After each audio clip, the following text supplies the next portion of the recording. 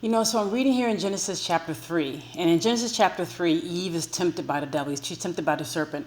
And that temptation is to get me thinking. When you think about temptation, temptation requires your acceptance in order for it to be successful. When you're tempted, your belief system is a very important part of this whole temptation process, which is why it's very important for you to understand that you are made in the image and likeness of God.